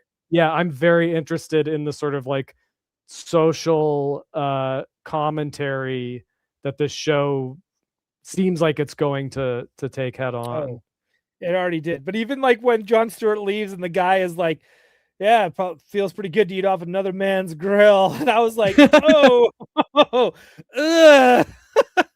But like, Dude, the fact that yeah. he was that Southern hospitality of like, I hear you don't eat meat, so Yeah. I bought some like like it's just like Dude, it and I can't. love yeah, Yeah, go oh ahead. god. No, sorry. Didn't mean to No, and interrupt. it's that whole stuff on the compound at the ranch or whatever. It had that great balance of like weird uncomfortableness, but also it's like, is he on their side? It Yeah. like, or wait, no, he's not. No, maybe he is. No, he's not. And then Well, and we're introduced to him as like a scary guy, like a guy that you don't want to be indebted to. He's a powerful guy. I think anytime a character is sort of talked up before you meet them, that's a very compelling, like you just get this idea in right, your head, like, okay, who's this guy that they're gonna meet? And then when he's like a friendly guy, that's like almost scarier because you're like, okay, yeah, this guy, like the friendlier the scary guy is, like the more warranted the fear is, right? Right. Yeah, and it's like, well, because the sheriff, she was like, that's her father-in-law. Yeah. Is Yep. that's how that went? Because she's the one that's Yeah. like tipping them off of like, you don't want him to owe you money. So it's like when Yeah. Hal kept asking, like, what do you want from me? Like, what is it you need? Like, what is Right. happening? He's not really getting a Yeah. straight answer out of it. It's just like, Yeah. just give him the 2,000, just drop $2,000 at the door and leave. Like, just And yeah, good like, point, Mr. Michael T, that he's not even the main guy. oh, Um, that's true too. but also I love Garrett Dillahunt, that actor. Like he's so good. So all the acting was like It's a yeah, perfect. I mean, yeah, Kelly McDonald as the sheriff. Like, yeah, I mean, it is a great cast so far. The also some of the best acting I've ever seen in anything superhero. It's like, and trust me, there's been a lot of great acting and a lot of great superhero stuff. But this, I loved it. The interrogation scene. Dude, yes. Yes. What a great way to find out someone's an alien, right? Like It's where brilliant. he's reading a Wikipedia page. Like he doesn't really have any feelings towards anything. So he's just kind of like, "Oh, well, I'm a big football fan." Oh yeah? Right? And it's that, Well, and it's the like it's so Obama perfect. question killed me. Well, but that he doesn't know Harry Potter. Like, because Right. that's the thing, is he like researched a very specific set of things, but he doesn't like Hal Jordan said, you don't know general stuff that just everybody knows. Like that, I'm sure Right. that's like real spycraft interrogation techniques, but it also like has that perfect like Men in Black, like it's like a very Yep. realistic, grounded version of the Men in Black way they interrogate aliens. Like, yeah, that was brilliant. That was a great scene. Yeah. It's just, I love it when he asked him about Obama. And he was like, "You live in the Midwest and you don't Yeah. have any feelings about Obama." Like, that's Yeah. it. Like, I was like, that made me laugh because I was like, "Oh, that would have done it." And then Like, he does give like a Wikipedia entry about, but yeah. Yeah, then he mocks the oath. and he mocks the oath. Yeah. And like, let's say I was an alien. Like, Yeah. he's just like, and you hear the sheriff, holy shit. Yeah. And like you said, that actor playing the alien is great too, because the way he just switches like that, Just like, so good. And yeah. just like, and again, when he mocks the oath, right? Like, and oh, dude, it's so good. And he's And I like, love the like, oh yeah, no, go on. Sorry. oh, and it just, and with that too, because, John Stewart, he kind of explains like there are 14 other species that can completely pass as us, and we would never know. Yeah. Yeah. I loved when Hal Jordan he's got him like up against the glass, and the like the cinematography where you see Kelly McDonald's reflection in the glass, like you're Yes. looking at her face like as the outsider, as like our viewpoint, like reacting to like, holy shit, this guy's a fucking alien and we're all gonna die, like he's Yeah. gonna blow Because his himself bones up, are like, laced. yeah, Yeah, right? Like, it was great. Some good right? filmmaking for sure. Dude, it's so good. Barack Hussein Obama. Yeah, Yeah. it's so good. It's so good. I am so in on this show. Again, it's called Lanterns. So I have Yeah. this feeling we are going to get multiple. And then let's talk about this ending, then we'll call it a night, because I think we're going to talk about it for easily another 20 minutes on this ending Yeah. alone. They're jumping through time. Obviously, they're going to skip back, and we're going to get some more Hal Jordan before they find him with a gunshot to the head. However, I don't think he's dead. Do you think Okay. he's dead? Interesting. Yeah, I do. I think You it's one of do? those things where, well, because I feel like I've seen things in shows where you're like, well, they're not really dead, or they're gonna find, but then they turn or end up, yeah, they are dead. Like, right? Or do you you think know, like why wouldn't he be dead? Like, well, I for one, I kept thinking about like some sort of misdirect, just because it just feels like to kill off Hal Jordan seems like that's a bold move. I'm not completely against it, but it's bold. And then I mean, they could still have, like, let's say this season ends, they're like, we're gonna do season 2. They could still have Hal Jordan be the conscience in the ring, yeah, right? totally, Right. So you totally. could Well, that always I think they will do that because have there's that no start to get way a quantum leap there, about it. well, yeah, I mean, there's no way you set up something like that where it's like, oh, the ring contains like a backed up memory that, that is also combined with the ring's consciousness to kind of create a version of the person you can still talk to. Like, they will 100% come back into the mix. So Yeah. yeah, I think that's if they want to continue Hal Jordan in future seasons, maybe that's how they do it. Obviously, we're going to get plenty of Kyle Chandler as Hal Jordan in this season because clearly the show is going to play out in real time, and like we're going to get more flashbacks. It's going to be both Yeah. settings, right? Because, well, now we got a who done it, right? So it's like, Yeah. does it have to do with these now we've got who are our suspects here? We need a board. I need to get a board made, I think. A little cork board where I can just Charlie Day it. Like, yeah, or maybe I'll make one out of Google Docs or something. We'll do something. we don't But have we need like to have nearly enough clues yet. We don't have like any But I mean, clues. like right now, our suspects are the guy at the farm, even though the farm looks like it's abandoned and destroyed. Right. Mhm. So Yeah, could be somebody from the So- ranch. So that's definitely another some shit mystery. went down. Or did an alien shoot him in the head? So we've got that too. Well, the alien, before he blows himself up, he says what their purpose is vengeance. Vengeance. Yeah. So clearly there's some, that is a motivating factor. It's like vengeance for what? What happened? Who did what to whom? Like, So if it's vengeance, like, is it vengeance against Earth, the this stinky, salty planet? Is or it someone? vengeance against Hal. Is it vengeance against Green Lanterns? Because we know of one Green Lantern who was a total dick, and that was Sinestro. Sinestro, right? Yeah, could be Because he became like an overlord of planets. Of his sector, right? Yeah, maybe Sinestro is like the guy in charge that Garrett Dillahunt said he's working for. Oh, I mean, it could, and there is it could be a revenge plot against Hal Jordan, because did I hear this right, that town is where he encountered Aubin Sur, right?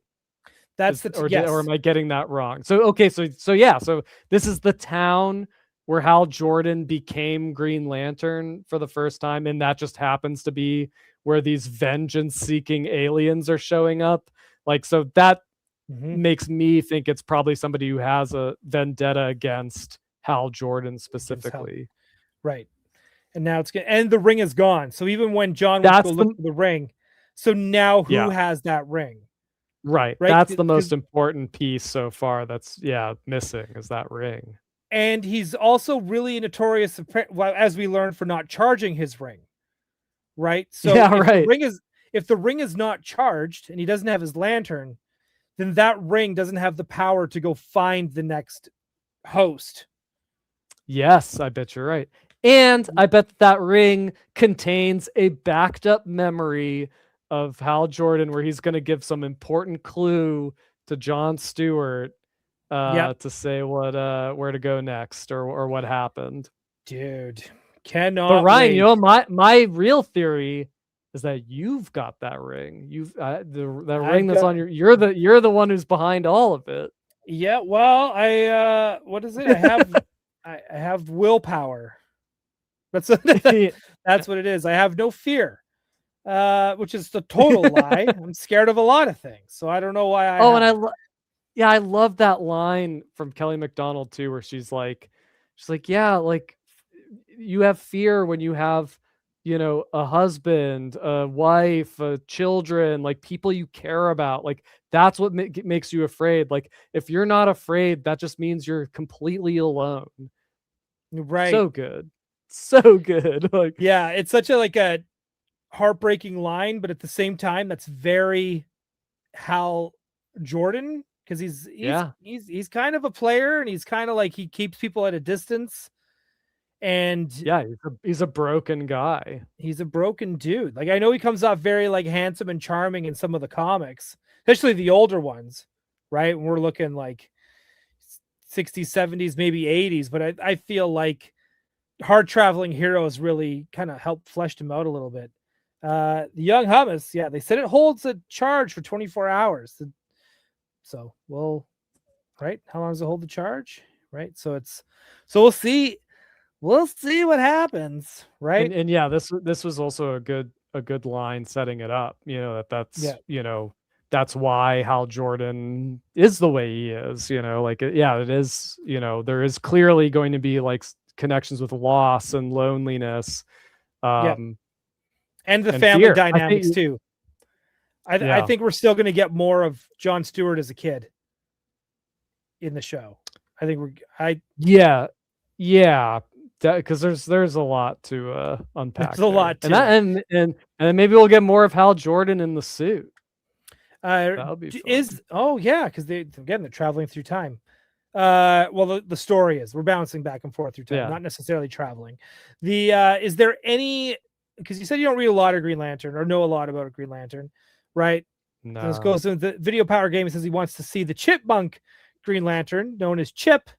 Is there any weird? I know they'll never do like alien, like big crazy aliens in this. But is there any other like characters you want to see show up, or any of the other colored lanterns? Well, I know Kilowog. He's definitely a cool one. And I mean, like Star Sapphire is cool. Like I'd love to see her. Is that Carol Ferris? Her name? Carol Ferris. Yep, that's right. Yeah. Yeah. I mean, Sinestro. Was it Drax the cat? Dexter. I was so close. So close. I can't believe I remember that, and you didn't. Yeah. What's going on? I'm telling you, I don't know. Green Lantern's a blind spot. I know mostly from Justice League Unlimited, Jon Stewart, and which I was happy to see him rocking the goatee in the future. That's like, dude, that's a fun nod to that. Although he needs the shaved head with the goatee. He needs the shaved head, but it was still good. Yeah. Dude, I think this did get me wanting to read some older Green Lantern comics a little bit, like kind of go back and read some of the stuff where like, because again, there's like, I've read a lot of like older Green Arrow and older, like obviously Batman, Superman, Wonder Woman, that stuff. Like, but again, I would say when Kyle Rayner appeared, like that 90s and on is kind of where I dabbled into like Green Lantern and the Flash, like the Mike Wieringo. Oh god, who was writing it? I can't remember. But anyways, those I mostly remember the art because it was so dynamic and the big chunky boots. Yeah, so good. Yeah. Anyways, that's when I started, but I've never really gone back and read like Green Lantern and the Flash. And this show had me just like, oh man, I want to just read these characters, like the older stuff, and just kind of get into it. I've never read the Green Lantern Green Arrow series. Like Denny O'Neil, Neil Adams. Yeah. I think you would dig it. Yeah. I think you would dig. That was probably like one of the hardest books to come out at that time. Because it it dealt with like real shit.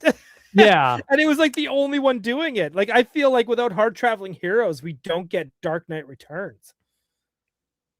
Oh yeah, I mean, Denny O'Neil and Neil Adams, they were definitely like paving that way for like more mature comics. Yeah, You know. So they probably picked two characters. They were like, they won't get mad at us if we use these two characters. So let's use Although them. I have heard that like by today's standards, it's like been overstated how like progressive that book it is. You know, that's like Yep. you know for the time the idea of a comic doing that was like very novel, but like don't expect anything you know to you know Alan Moore esque or whatever. Right. Like, Yeah, I mean, keep you know who you're reading, right? Like it's yeah, just yeah, and when. Like yeah. you just got to keep that in check. Seth Meyers, or maybe just S. Myers. I always like to think this is Seth Meyers. That'd be cool. It would be cool. He likes comics, so it would not be Yeah, we out would of have the to realm. talk more Kevin McGuire. On here. That's right. Or We have to talk more about Blue Beetle. Yeah. Glad to catch part of this. Lanterns episode 1 was excellent. My wife, who has no nostalgia or context, was into it as well, and I think that's great. Yeah. I think that's important. And Sparts, biggest bummer if Hal is dead. No Ollie and Hal on screen. I think that kind of sucks. Oh, and I missed a super chat. I did miss a super chat. Video Power Gaming with the $9.99 super chat. Thank you so much. I just beat the Nintendo Switch Online Donkey Kong Challenge, where Nintendo has to mail me a physical set of Donkey Kong cards. That's amazing. Wait, what? Yeah, I didn't know that was a thing. Congratulations, VPG. Dude, that's a big deal. Listening to the live stream helped me beat the final challenge. Well, I'm glad we could Hell be yeah. great assistance. I think that's awesome. Dude, congrats, man. That's huge. That's huge. I'm sorry I missed that the first go around. Thank you for putting it up there. Oh man, that's awesome. It was tough. It was tough. I'll bet. You know what you needed? You needed this. Yeah. This would have helped get you right through it. Yeah.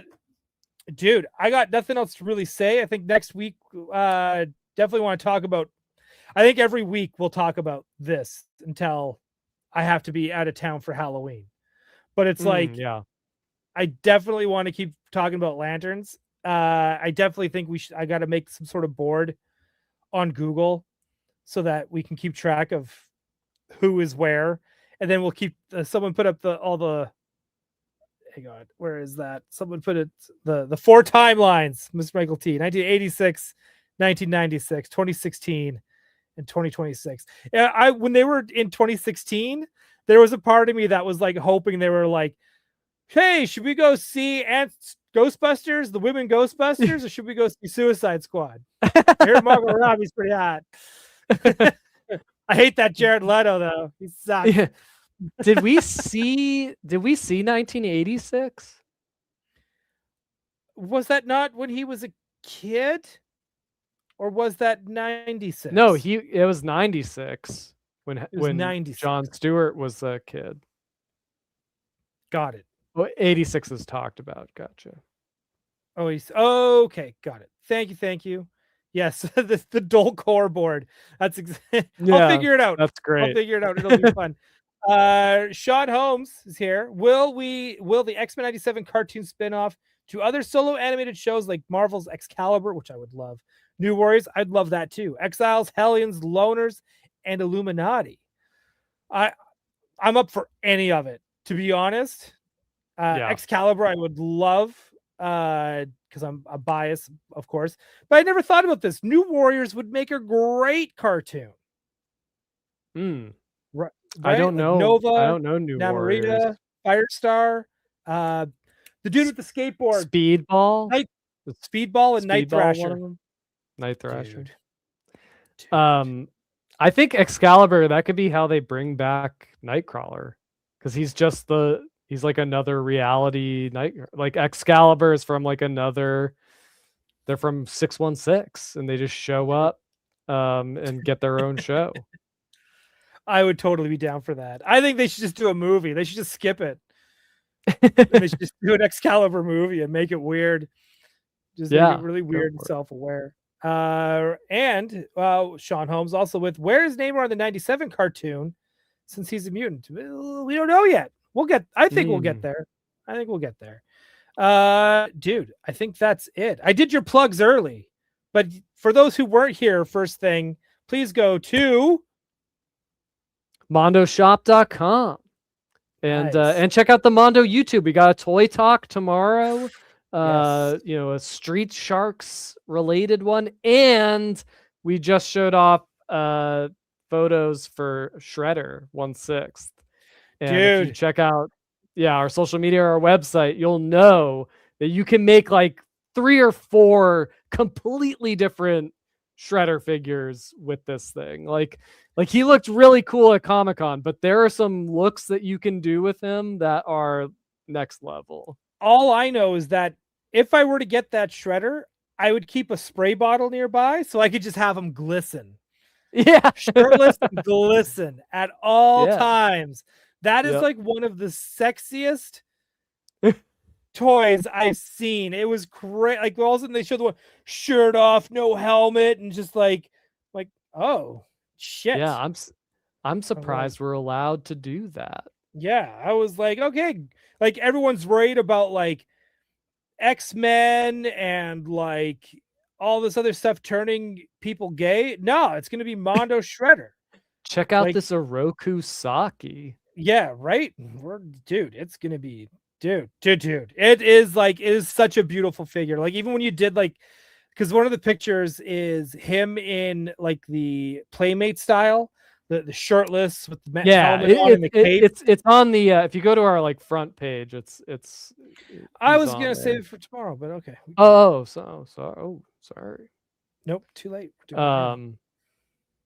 I mean, and again, Raul Barrero like doing the photos here. It's just, look at that. Dude, look at that. That it's gonna be Here- really hard, I think, to choose Yeah, how to dude. display him. Do you know how much money this will save me using a washing machine in my building when I can just washboard with that? You kidding me? Come Or on. that, yeah. It's so crazy. You see him like this, and you're just like, this stud has a rat problem. Look at this. This stud has a rat problem. Are you gonna tell me that you're not gonna join the Foot Clan when you see this dude like roaming around? Yeah, dude, turn me into a pig. You need pigs? I'll be a pig. What do you need? What do you need? I'll be pig. I'll be bat. I'll be a pig and a bat. Whatever it is you need, man. Throw me in that mutagen tank. I don't care.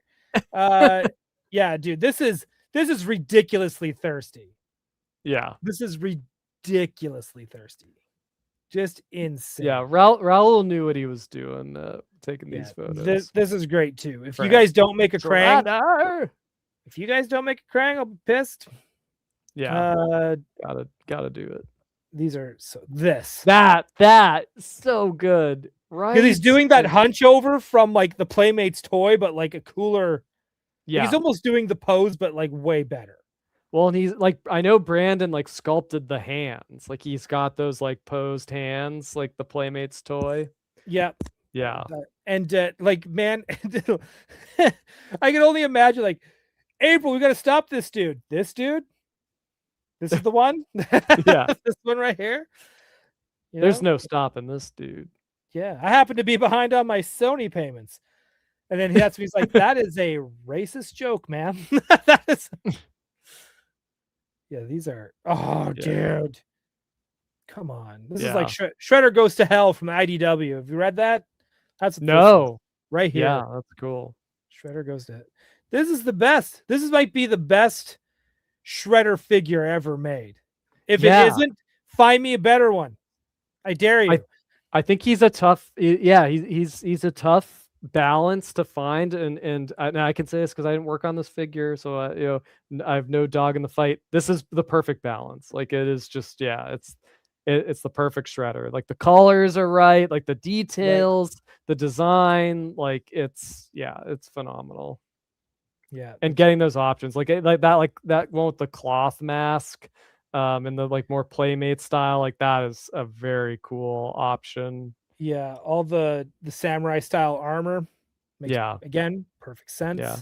As always, shout out to the Kacharik brothers, Brian and Dennis, and Hector and Peter, come up with the designs of this guy, and Brandon Gash, of course, on the sculpt, the beautiful sculpt, and Mark Bristow on the paint.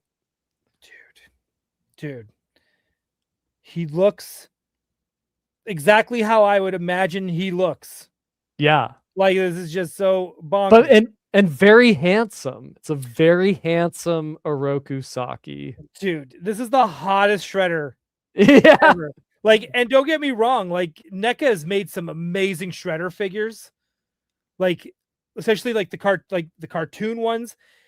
I honestly think, and I hope to God you guys are allowed to do this, and I know I've brought this up with Peter before, where I would love if you just had, like, you know how like Barbie and Gem and Golden Girl and She-Ra, they would get like outfit packs, like just here's an outfit. That's what I want with these. And I think it would be hilarious if you were able to make a chef's outfit or a train engineer outfit for Shredder. yeah, or like a business suit, right? Like, dude, you could do so, or just training gi, right? Like, you could probably get, like, I'm sure there's like 1/6 scale outfits that you could get and just put on this figure with the helmet on. I don't know, because he seems so buff that, like, if you were to get a 1/6 scale suit, you'd want that to be tailored. Yeah, you know what I mean? Like, you'd want that. Oh, it's probably like a custom job. You want that samurai Dorito that he's got going. You know, you want that. I'd kind of a samurai Dorito. Yeah, that's how we refer to it internally. Yeah, right. Now I want Shredder in a hoodie, right? Tech, right? Oh, yeah, Shredder in a hoodie. I kind of would like to see a like tech armor. Like, what is the like Krang Dimension X like souped up high tech Shredder look like? Yep. That would be cool. Do these come off, like the shin pieces? I don't know. I don't think so. But I don't see any. I think What? Oh, nice touch. Yeah, dude. Yeah, nice it's the perfect communicator. Hey, I think we should get iPhone holders.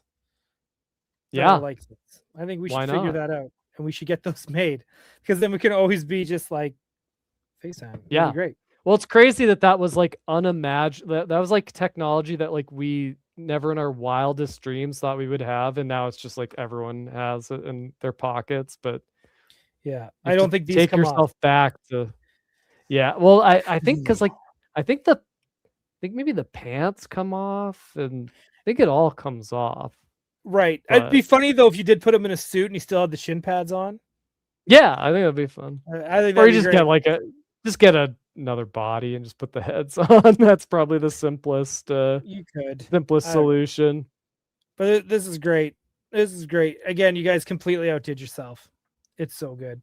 All right. Those are Mondo plugs. We got this weekend. I think on Friday, I'll talk to Trevor Zammit over on DL44 Network. We're going to go back to Unknown Regions. We've both been busy boys, and so now we're going back to that. We're just going to go and we're going to start in one. We're going to look up a planet on Wikipedia, and then we are just going to see where Wikipedia takes us, and just check out all the absurdities that is either canon or legends in Star Wars, and learn. And you can find out quickly how Trevor and I can't pronounce anything in the Star Wars universe. It's mostly, it's a little dry to watch, I'm not gonna lie, because it's just us kind of giggling to ourselves and trying to read things poorly, and but I have so much fun doing it. It's a great time. It's the true spirit of Star Wars, I think. Yeah, thank you. It's a blast. And then on Tuesday, Toy Anxiety, and then we'll be back here next week. We'll whatever big news is, but we'll talk about Cape Crusader. I definitely want to talk about some of our favorite episodes, and some of our favorite little, like, I guess not reboots. What would that be called? When they change up a character? It wouldn't be a reboot. Would it be a reimagining of some of these characters? Yeah, I think that's the best word. That's Yeah. the best. Yeah. We'll do that. a reloading of characters. New interpretation. That's a good one too. Reimaginings. Ah. Everyone's helping me out here. I like this. That's it. All right. There we are. Okay, everyone, have a great night. We will see you next week and to talk more stuff, and maybe we'll have some more pickups. I'm gonna buy some comics. Hell yeah. Yeah, Yeah. dude. All right. Have a good night. And